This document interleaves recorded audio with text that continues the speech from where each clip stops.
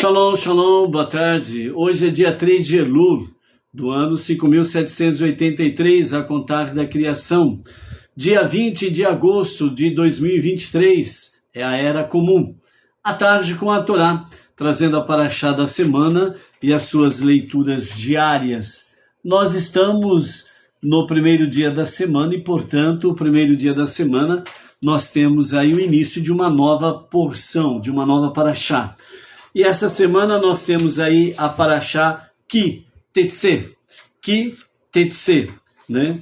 Que significa quando saíres, né? Ou quando fores, no caso específico aqui do próprio, da nossa passagem, né? Capítulo 21, verso 10, né? Quando sair para uma guerra, né?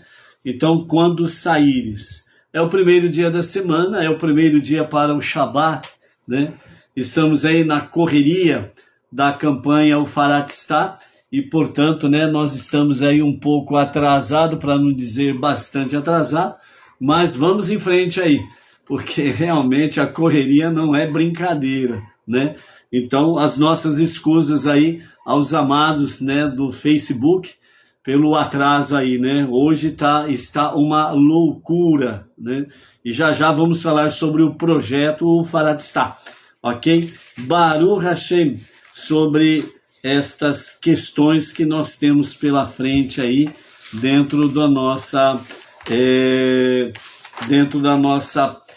semana, né? Que é temos o projeto Faratistá, né, que a campanha que inicia hoje vai até o dia 24, né, desta semana, né. O projeto Faratistá, ele visa, né, realmente colher, né, receber, fazer propaganda para que as pessoas venham ser parceiros, né, conosco no projeto Faratistá, que significa expansão, no sentido de expandir, né, as 7 leis de Noah para o Brasil e as nações, para um mundo melhor, né?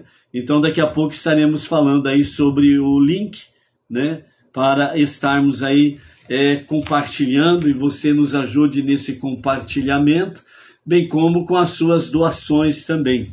Você pode fazer uma doação única, ou você pode fazer uma doação de 12 vezes, né? Que é o ano todo, né, de setembro a setembro, né, para que realmente as comunidades Bnei Noach e as sinagogas regionais Bnei Noach, elas possam, né, sempre ter doações, ter os seus provimentos para poder expandir o projeto, né, de levar, sem sombra de dúvidas, o monoteísmo com fundamento judaico e orientação rabínica, as 7 leis de Noach, para um mundo melhor, e assim você estará contribuindo, sendo parceiro, sendo um doador dentro deste projeto aí, ok? E nós vamos aí também vermos e entendermos um pouquinho, né, sobre a Parashá Ki Tetse, né, o que traz para nós dentro desse aspecto. Nós estamos no mês de Elul, né, e hoje, até o pôr do sol, é o dia 3 de Elul. Então, desde o primeiro dia de Elul, nós temos o nosso calendário diário de Terrilim, de Salmos. E a partir do dia 1º de Elul, né, que nós começamos aí no pôr do sol da quinta-feira para o pôr do sol de sexta-feira, né, o primeiro dia de Elul, nós aí começamos a acrescentar, após a leitura dos salmos diários, né? Se acrescenta mais 3 salmos, e também o Salmo 27, né? Onde fala o Salmo 27, né? Que o Eterno é a minha luz, né? Então, na sexta-feira, né, de manhã, o primeiro dia de Elul, o calendário normal das leituras dos salmos do dia, que se lê o livro de Salmo durante um mês, né? Então, após a leitura dos salmos normais do dia, então são 3 salmos acrescentados, no caso, o Salmo 1, 2 e 3. Ontem, sábado, dia 2 de Elul, depois da recitação dos salmos diários, né, correspondente ao dia 2 do mês hebraico, foram acrescentados mais 3 salmos, o 4, 5 e o 6. E hoje, né, domingo, primeiro dia da semana, nós tivemos a leitura diária dos salmos, né, e foram acrescentados mais 3 salmos, que são exatamente os salmos, né, 6, 7 e 8, né? 1, 2, 3, 4, 5, 6, não, Salmos 7, 8 e 9, né? Então a leitura dos Salmos 7, 8 e 9 hoje, né? Amanhã, segunda-feira, na parte da manhã, faz-se a leitura normal dos Salmos, né? E acrescenta então os Salmos 10, 11 e 12, e assim sucessivamente, 3 Salmos por dia.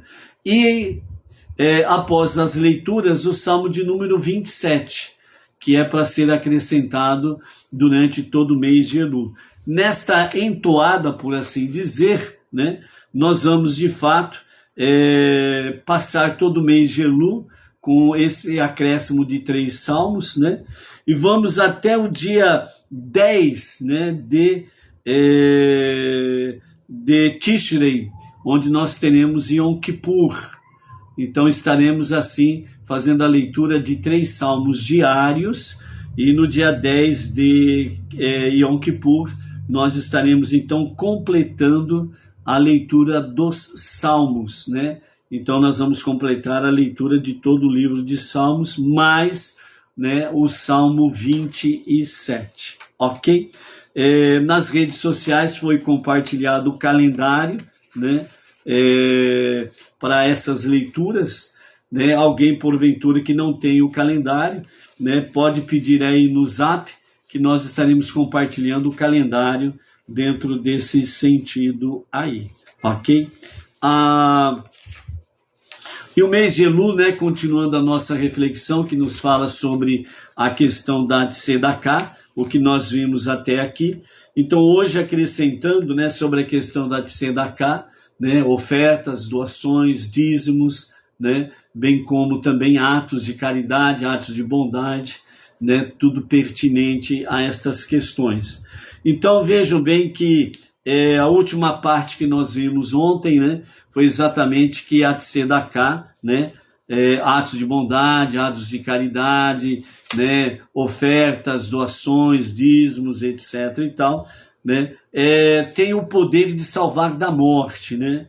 A caridade é tão potente que pode salvar uma pessoa da morte. Segundo o Talmud, ilustra isso com a história de um cortador de palha, que estava destinado a morrer com uma picada de cobra, mas sobreviveu pelo mérito do pão que ele partilhava com um colega de trabalho pobre, né?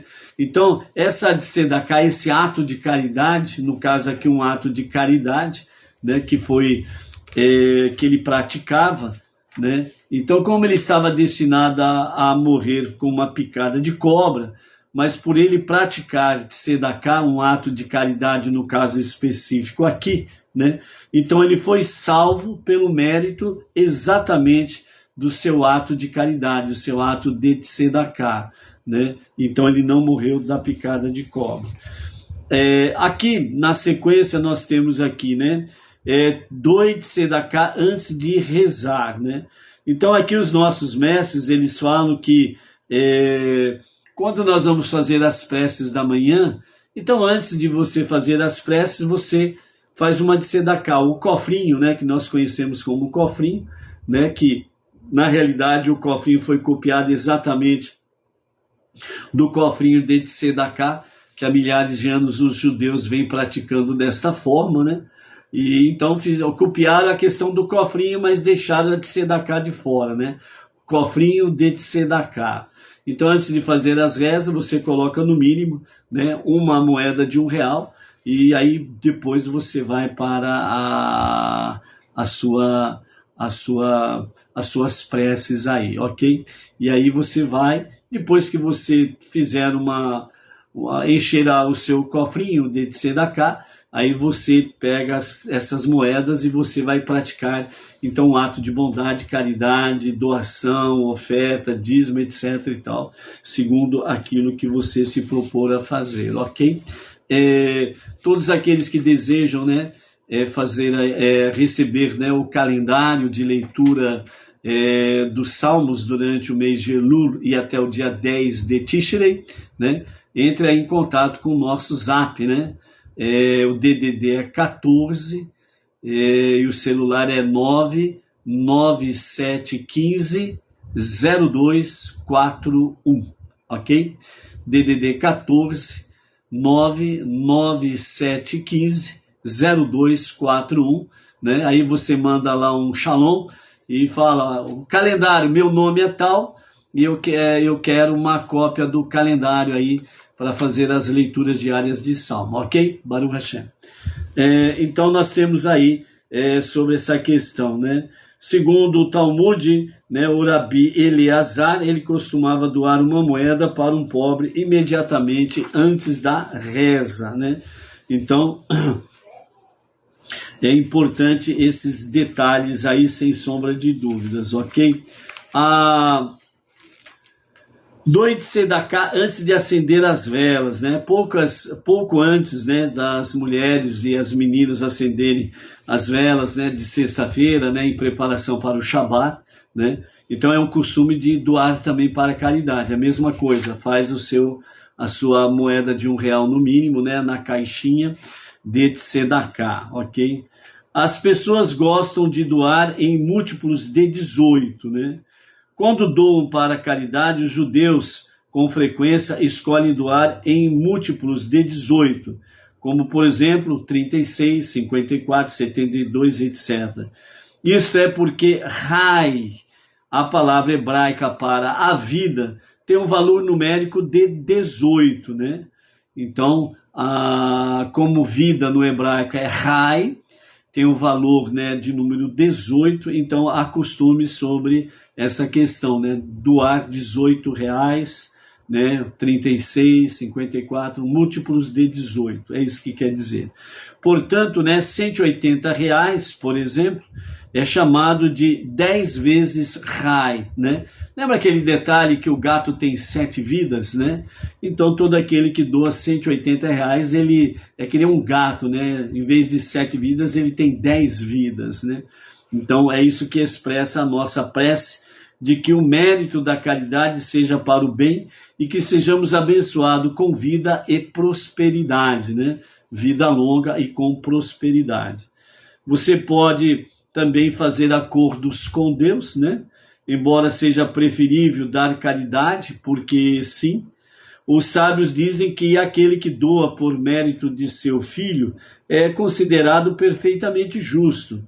Além disso, Deus nos assegura que ao doar 10% dos nossos ganhos, né, como de sedaká, atos de bondade, caridade, doar, né, doações, dízimos, ofertas, né, para estas causas nobres, né, e onde há estudo de Torá, né, então dessa forma a caridade, né, esses atos, né, porque tudo são atos de caridade e justiça, iremos prosperar e até nos convida a pô-lo à prova. Nas palavras do profeta Malachi, né, que nós encontramos aí, né, Malaquias, capítulo 3 e o versículo 10 diz: leve todo o dízimo à casa e haverá comida em minha casa. Teste-me nisso, diz Deus, e veja se eu não abrirei os portões do céu e derramarei tantas bênçãos que não haverá espaço suficiente para guardá-la, né? Em todas as escrituras sagradas, o Tanar, né, o ser humano, ele é proibido testar Deus. Ele é proibido testar Deus. Mas quando se pratica de sedaká, esta é a única exceção que Deus permite que nós façamos prova dele. Por isso, quando fala provai e vede o quanto o Senhor é bom, é exatamente dentro do campo da tzedakah. Se você pratica de tzedakah, a própria escritura, que nem a referência de Malaquias capítulo 3 e verso 10, né? Realmente Deus, ele permite que o ser humano, ele faça um teste com Deus, né? Senhor, ó, eu fiz a minha tzedakah, a minha oferta, meu dízimo, minha doação, meu ato de bondade, de caridade, meu ato de justiça. Eu perdi. Eu tive perdas e o Senhor não repôs. O que está acontecendo? Obviamente, com todo o devido respeito a Hashem, ao Eterno, nós podemos questioná-lo, podemos questionar a Deus sobre essa questão. Então, a tzedakah é a única questão que permite que nós possamos realmente testar Deus. Se nós o fazemos realmente com kavaná, com a verdadeira intenção do coração, com amor, com bondade, né? Nós o fazemos realmente por amor a Hashem e por amor ao próximo, né? E você não vê nenhum resultado, por assim dizer, se possível for, você pode questionar a Deus. Então, essa é a única exceção que nós podemos questionar a Deus, entendeu? Então, você veja bem como realmente é por isso que os sábios falam, você pode fazer acordo com Deus. Isso significa que você pode fazer propósitos com Deus, né? Outro dia nós demos um exemplo aqui de uma determinada pessoa que falou assim, ó, gostaria muito de doar, né, à tarde com a Torá, né, através da sinagoga Benei Noa regional Bauru, né, uma boa de tzedakah. Mas eu não tenho condições, então estou doando essa quantia, né, pequena, mas é de coração, né? Então nós falamos para essa pessoa, orientamos essa pessoa que serve para todos nós, né? Faça a prova de Hashem. Hashem, eu quero propósito, eu quero fazer uma doação mensal, no caso específico, né, desta pessoa, eu quero fazer uma doação mensal à sinagoga Benei Noa regional Bauru de R$1.000. E eu preciso que o Senhor me dê as condições para isso. Eu estou trabalhando, eu estou me esforçando, não sou preguiçoso, eu trabalho e eu preciso que o Senhor agora faça a sua parte, no sentido de multiplicar os meus ganhos para que eu possa alcançar esse propósito e fazer a doação. Então, dentro dessa questão toda, é onde você pode fazer acordo com Deus. Não é nenhuma barganha, não é nenhuma questão de querer levar Deus no bico. Por quê? Porque você precisa ser sincero com Deus. Para você fazer uma doação mensal de R$1.000, você precisa ganhar muito bem, não é verdade? Então aí Deus que vai analisar realmente como que está essa kavaná sua, essa sinceridade do seu coração. E também, né, ele vai ver se ele multiplicar a tua riqueza, se você não vai se perder. Então ele também não vai te dar a resposta sobre isto, né? Ele vai te dar condições de você poder prosperar sob medida, ok? E à medida que ele for vendo realmente que você está se aplicando com humildade, com dependência total de Deus, com amor, com alegria, então ele vai também acrescentando, né, passo a passo no seu compasso. Então você precisa entender isso daí, tá bom? Maimônides, né, ele identificou, né, vários níveis de caridade, né? Então, o mais alto dos níveis em que Maimônides traz para nós sobre essa questão, né, é aquele que faz um empréstimo permitindo ao recebedor sustentar-se com sua dignidade intacta, né? E o mais baixo desse nível é aquele que a pessoa faz a doação, mas ele faz de má vontade, né? Então, aquele que faz de má vontade, ele perde os seus méritos, né, da sua doação, né? Então ele faz de má vontade. Ele pode fazer a doação, mas ele faz de má vontade, ele perde os méritos. Quer dizer, ele perde o investimento, certo? Porque Maimônides mesmo nos fala, né, nas leis de Tzedakah, que no mínimo Deus restitui 2 vezes o investimento que a pessoa faz nas suas doações, dízimos, ofertas, atos de justiça, bondade, caridade, etc. A sua tzedakah. E o mais elevado é aquele em que a pessoa ela faz um empréstimo, né, ao recebedor, ao necessitado, né, para que ele possa sustentar-se de forma digna e de forma intacta, sem ser levado à vergonha, a um ato vexatório, sem ele ser exposto a uma ação vexatória. Então, aquele que está fazendo a sua doação ou o seu devido empréstimo, né, para aquele necessitado, para que ele possa ter os recursos para poder fazer empreendimentos, para poder sair, né, da sua situação de pobreza, né, e ter dignidade no seu dia a dia. Aquele que empresta, ele não vai cobrar o empréstimo que ele fez àquela pessoa.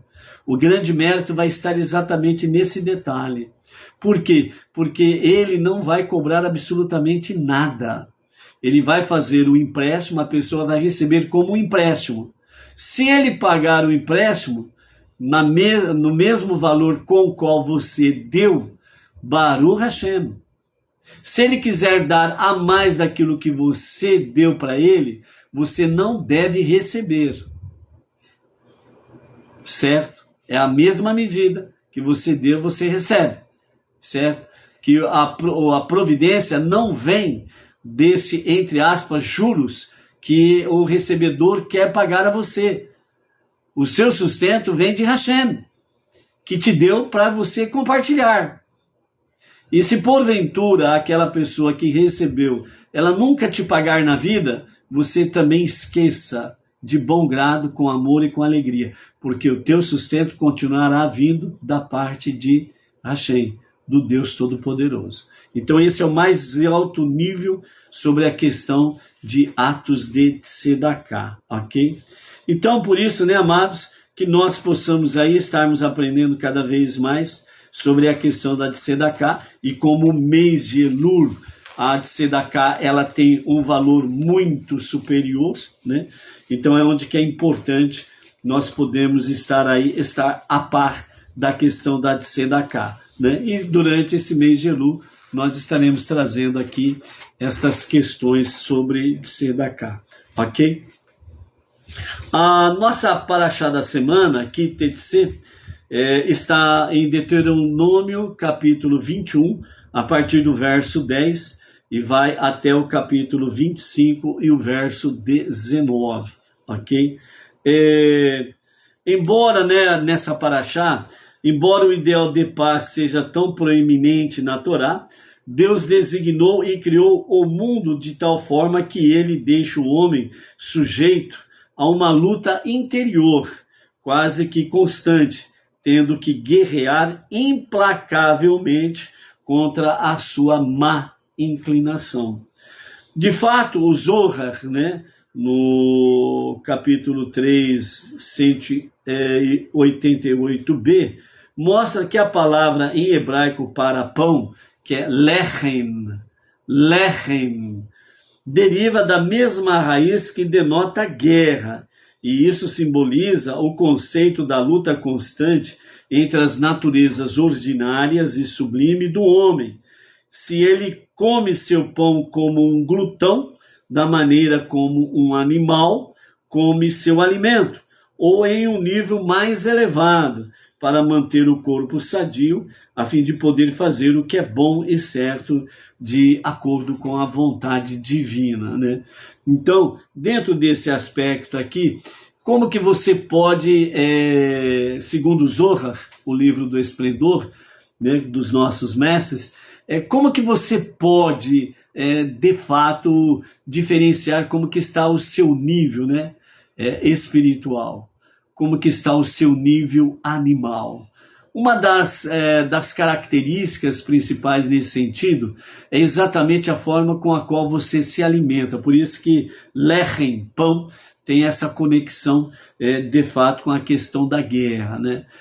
O espiritual e o físico, né? é a alma divina e a alma animal. Então, uma das características para você ver como que está o seu nível espiritual ou o seu nível animal, é só você observar como você come. Se você come no estilo glutão, né? Sabe aquele glutão que enche a boca e fica lá, né? E enche a boca de comida e come, parece que nunca mais vai comer na vida, ou parece que a comida do mundo vai acabar, né? Então ele enche a boca e come. Mal ele deu a primeira engolida, ele já está dando outra mordida, outra garfada, e vai enchendo a boca mesmo. Brrr, fica aquela coisa horrível, indecente, né? Sem educação mesmo, né? E enche a boca, é um glutão, né? Então come que nem não sei o que, né? Então você observa esse detalhe, se você é dessa forma, se você come desse jeito, né? Você está comendo, você coloca uma montanha no seu prato, né? E você está comendo aquela montanha de comida e não tira o olho do prato do seu vizinho. Além de você estar com uma montanha de comida no seu prato, você ainda fica com o seu rabo do zóio, como diz o outro, né, olhando para o prato do vizinho, ou daquele que está à sua frente. Então, realmente come igual um porco. É isso daí mesmo, Roberto Andrade. É um glutão. Aí você percebe que realmente, né, o seu nível animal está muito forte, muito elevado. Você mal acaba de comer e você já está falando o que você vai comer em seguida. Você mal acabou de almoçar, você já está falando o que vai comer de café da tarde e na janta. Não é verdade? Você observa a festa de aniversário e festa de casamento. O nível animal das pessoas. As pessoas, quando avançam, né, para o jantar, né, do casamento, né, parece que um vai passar por cima do outro, para ser o primeiro da fila, né? E coloca no prato lá um monte de coisa lá que parece que vai acabar e não vai sobrar nada para ninguém. Então, antes que acabe, deixa eu encher o meu prato. E depois que libera os famosos docinhos do casamento, meu Deus do céu, que correria para correr lá na mesa onde estão os docinhos lá, e é um tal de passa-mão e vai colocando no prato, colocando no bolso, colocando na bolsa, né? Ou tem alguns ainda que levam uma sacolinha plástica lá e já vai enchendo a sacolinha plástica, né? Rapaz do céu, esse nível animal tá bravo, tá selvagem, não é verdade? Então por aí você tira uma base aí como que tá o seu nível animal, né? Por isso que os nossos mestres falam, né? Manter o corpo sadio a fim de fazer o que é bom de acordo, né, com a vontade do Criador. Então por aí vai, né, amados? E realmente a questão como que nós podemos lá avaliar, né, fazer uma autoanálise do nosso nível espiritual e do nosso nível animal. É só nós observarmos esses detalhes ou coisas semelhantes. Uma fonte de inspiração para ajudar a pessoa a vencer estes desafios é refletir sobre a origem da sua alma. Nossos sábios ensinaram que as almas, de fato, precederam o restante da criação, né? Como está em Bereshit Rabá 1:4. E foram até mesmo consultadas por Deus quando ele estava por decidir se o mundo seria criado ou não. E as almas deram seu total consentimento. Assim, a partir do ponto vantajosamente elevado da alma em sua fonte primordial, que é Deus, cada aspecto deste mundo era visto como um conducente no serviço a Deus, pois de outra forma a alma não teria consentido a sua criação.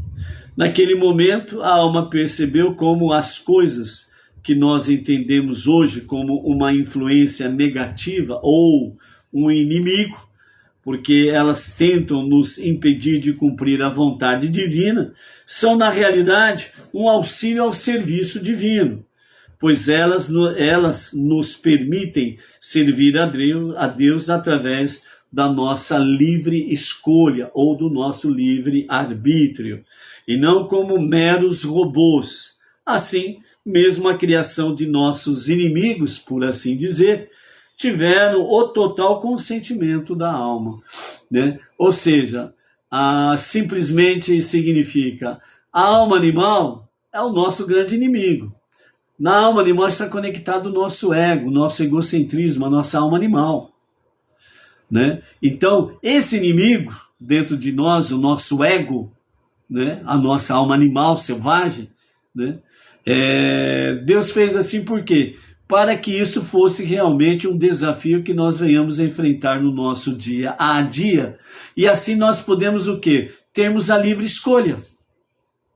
Ou eu sirvo a Hashem, ou eu não sirvo a Deus. E aí vai depender do nosso nível espiritual ou do nosso nível animal, ok? Então uma alma, ela nunca esquece. Mesmo depois que ela desce em um corpo, enfrentando a luta contínua entre o ordinário e o sublime, a alma preserva uma força interior inquebrantável e uma impenetrabilidade a tudo que possa detê-la em sua missão. Ou seja, segundo os nossos sábios, eles falam que quando a nossa alma é chamada à presença de Hashem para descer a este mundo inferior, né? Então essa alma ela é macho e fêmea, ela é homem e mulher, e quando ela vem para este mundo inferior, então ela se divide. A alma masculina vai para um lado e a alma feminina vai para um outro lado, e depois Deus providencia que estas metades se encontrem, né? E assim então é a famosa questão da alma gêmea. E neste caminho, né, até este mundo inferior e durante o período da gestação, né, em que o bebê fica, os nossos sábios falam que há um anjo que fica ali fazendo com que a nossa alma não se esqueça da Torá, não se esqueça das coisas divinas. E quando realmente ela nasce, o impacto é tão forte que naquele momento, né, o nosso consciente, ela esquece o que aprendeu.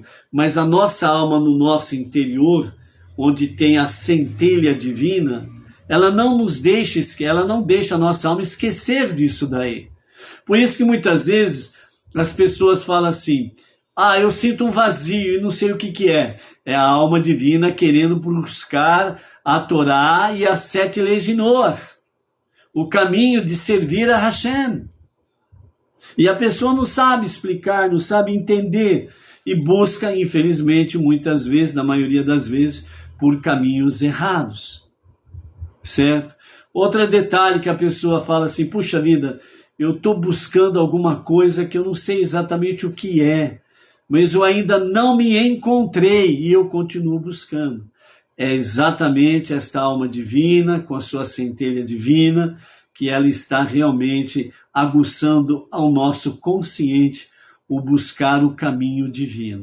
Então são sinais em que Deus está fazendo com que a nossa alma divina esteja realmente acendendo a luz amarela do alerta, para que nós possamos buscar no caminho correto.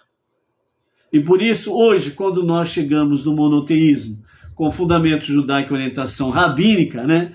Quando nós chegamos nessa posição, né, principalmente no segundo semestre, né, de 2013, né, então a Edna disse assim: agora sim, eu sinto que chegamos em casa. Agora sim, nós estamos em casa. Entendeu? É exatamente isso. Quando você sentir isso, realmente assim, que vem lá do seu fundo, do mais profundo do seu ser, que vem da tua alma: eu cheguei ao monoteísmo, hoje eu me sinto em casa, hoje eu me sinto que realmente estou na presença de Deus. É a resposta que você procurava. Daí para frente, é só se aperfeiçoar e cada vez mais exaltar o teu Deus. Então, por isso, né, a mensagem da nossa paraxá, se vocês saírem, né, que é Kitetse, se vocês saírem para a guerra, ao sair de sua morada celestial para entrar no corpo, com o intuito de operar a guerra entre o material e o espiritual, a alma permanece ciente e ela nunca se esquece do fato de que cada obstáculo pode ser vencido. Ao meditar sobre este ponto, nós sempre podemos estar acima de nossos inimigos e transcender cada adversário, seja ele material, e santificar o mundo físico com bondade e espiritualidade. Por isso que os nossos mestres falam que nós precisamos trazer mais luz divina, mais presença divina, para transformarmos este mundo para ser a moradia de Deus. Por isso o nosso Rebbe Menachem Mendel, ele nos fala sobre a guerra contra o mal. É nesse aspecto que, se saírem para a guerra sobre os seus inimigos, Deus entregará o seu inimigo em suas mãos, e vocês pegarão de volta os cativos do seu inimigo. Ou seja, quando lutamos contra o mal, e essa é uma batalha que não cessa jamais até acontecer a revelação do justo Mashiach, aí sim o mal cessará.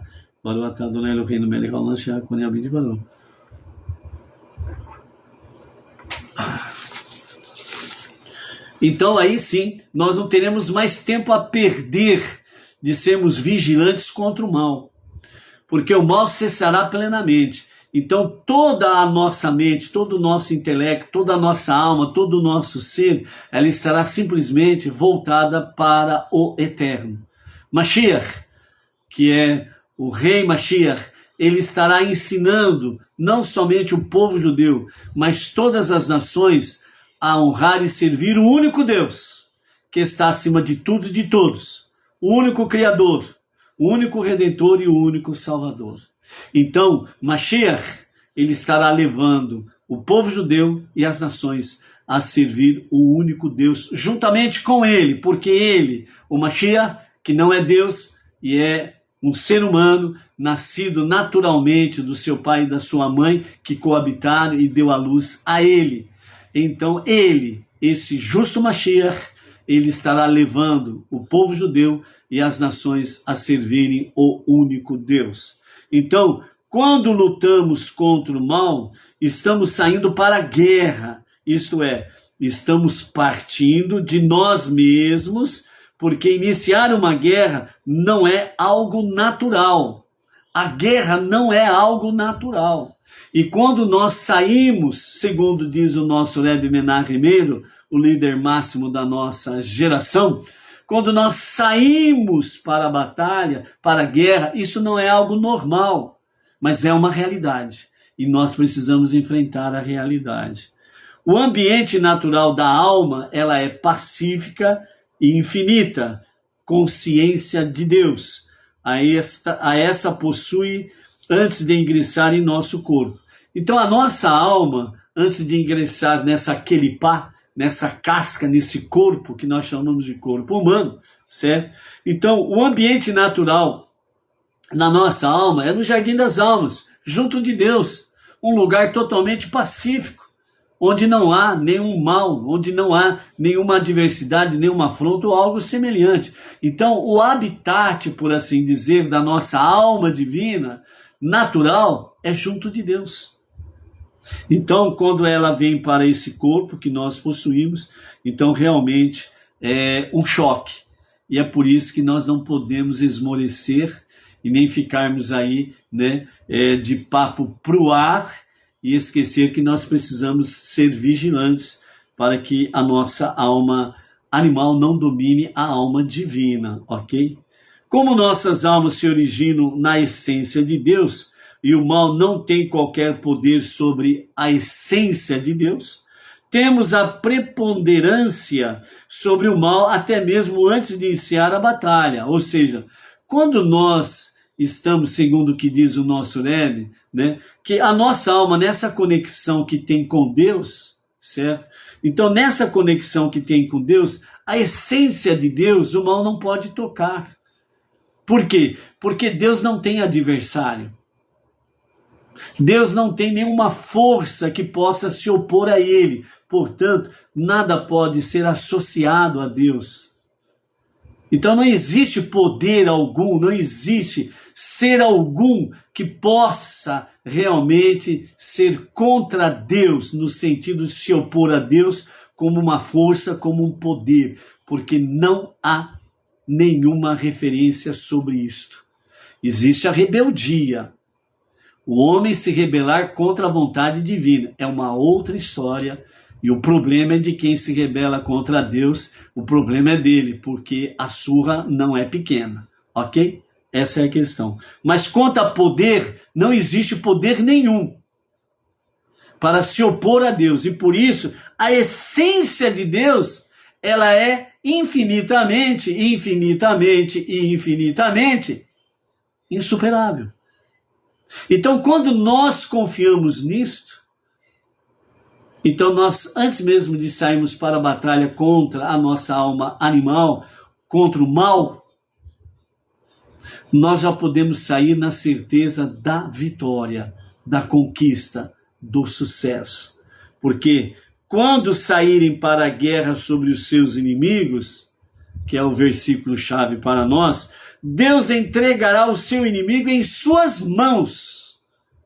Ou seja, quando nós confiamos em Deus, antes de nós sairmos para a batalha, Deus já nos garantiu a vitória. E ao tomarmos posse disto, nós somos vencedores. Nós alcançamos o sucesso. Entendeu? Desta forma, então, estamos sobre os inimigos, em cima, acima dos nossos inimigos. Isto é, acima de todos os nossos inimigos.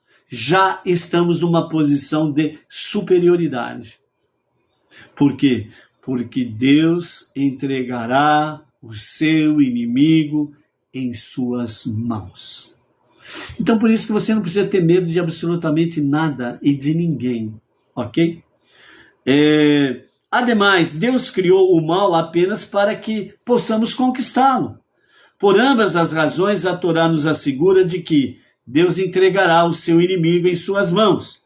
A Torá nos ensina que, para ganhar a guerra contra o mal, devemos nos identificar com a nossa alma divina, porque dessa maneira estaremos respaldados pelo pleno poder da santidade de Deus. Não é a tua santidade.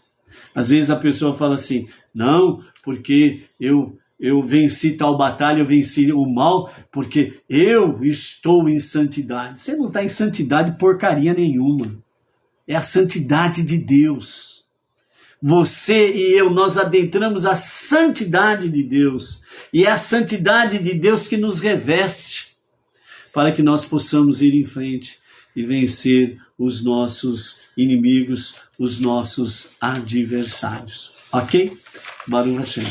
Então, amados, para finalizarmos, né, nós queremos deixar aqui, né, para os amados o projeto Faratistá, que você se propuser voluntariamente, com amor a Hashem e com amor a esta obra, a Tarde com a Torá, a Sinagoga Benei Noach, regional Bauru, né? Você pode fazer a sua doação uma única vez, 2, 3 vezes, ou seja, você pode fazer a sua doação mês a mês, você pode fazer a sua doação até 12 meses, né?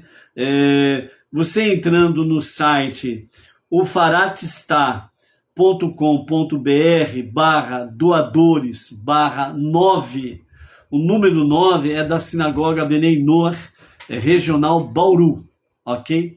Então tá aí na descrição do link, né?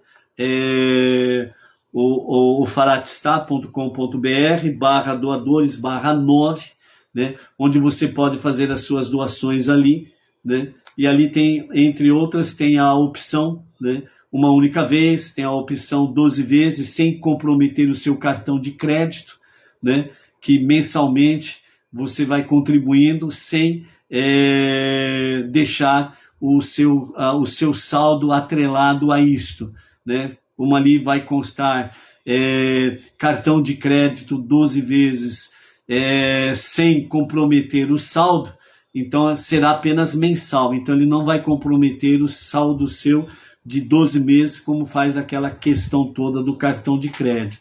Você pode escolher essa opção se assim o desejar. E tem a opção única, tem a opção Pix, etc. e tal. Também na descrição aqui temos aí a chave Pix, né, para aqueles que quiserem o fazer, né, uma única vez, mensalmente e assim sucessivamente. Ok? Então, o projeto Faratstá, o Faratstá significa expansão, e nós estamos aí para fazer expansão do quê? A expansão das 7 leis de Noah, né, para um mundo melhor. A expansão do monoteísmo com fundamento judaico e orientação rabínica, né? E o nosso convite é que você seja parceiro nosso nesse projeto e, acima de tudo, que seja sócio de Deus nesse projeto, para que juntos nós possamos realmente transformar o mundo para ser a moradia de Deus e que o Justo Mashiach se revele a qualquer momento e a qualquer momento mesmo. Amém, amém. Conto com as vossas preces para o nosso plantão desta noite, né? E que juntos possamos estar envolvidos em todo esse projeto, não apenas nessa data, dia 20 até o dia 24, mas também todos os dias da semana, mês e ano, como temos feito aqui já de 5 para 6 anos nesta jornada preciosa. Até amanhã, amados. Shalom, shalom.